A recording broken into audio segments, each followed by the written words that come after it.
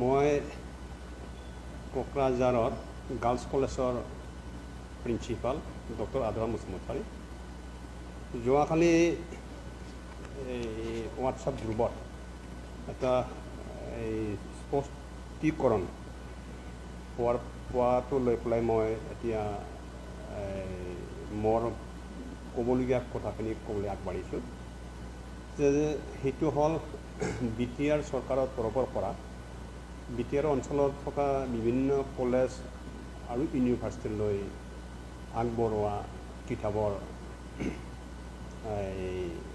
কি বুলি কয় কিতাপ বিতৰণ সেইটো লৈ যোৱা 8 মে তাৰিখত আমি এটা সংগঠনৰ পৰা এজন মানে উকিলৰ পৰা আমি এখন জাননী পাইছিলোঁ সেইখন আছিলে BTR চৰকাৰে আমাৰ কলেজবিলাকক বিতৰণ কৰা কিতাপৰ বহুতখিনি খেলিমেলি থকা বুলি তাত আমাৰ কলেজবিলাকক সাঙুৰি লৈছিলে মোৰ কলেজ গাৰ্লছ কলেজখনক সাঙুৰি লৈছিলে সেই সাঙুৰি লোৱাটো লৈ পেলাই আমি বহুত মানে মনটো বেয়া পাইছিলোঁ কাৰণ মানে একেবাৰে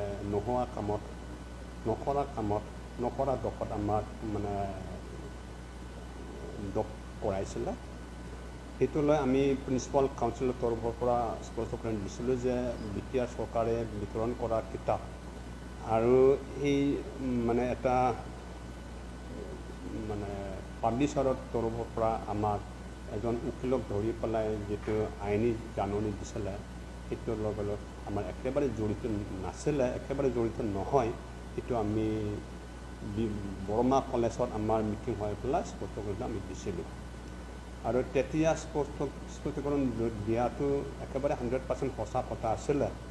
আমাক দোষাৰোপ কৰাটো 100% মিছা আছিলে সেইটো যোৱাকালি আমালৈ অহা 6 জুনত মানে চাকৰিটো কৰা যিটো স্পষ্টীকৰণ সেইটো প্ৰমাণ কৰিলে যে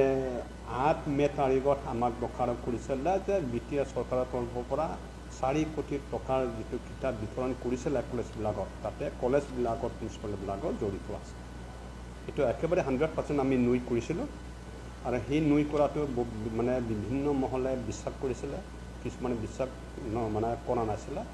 আৰু যিবিলাক বিশ্বাস কৰা হৈছে সেইটোতো ধন্যবাদ আৰু যিবিলাকে বিশ্বাস কৰা নাছিলে তেওঁলোকলৈ আমি আজি মই এই স্পষ্টীকৰণ দিব বিচাৰিছোঁ যোৱা 6 জুনত এইটো হ'ল 6 জুনত স্বাক্ষৰিত এটা স্পষ্টীকৰণ দিছিলে তাত একেটা সংগঠন মানে ছাপ্লায়াৰৰ পৰা একেটা পাব্লিচাৰৰ পৰা সেই একেটা উকিলে আমাক মানে আকৌ লেটাৰ পঠিয়াইছে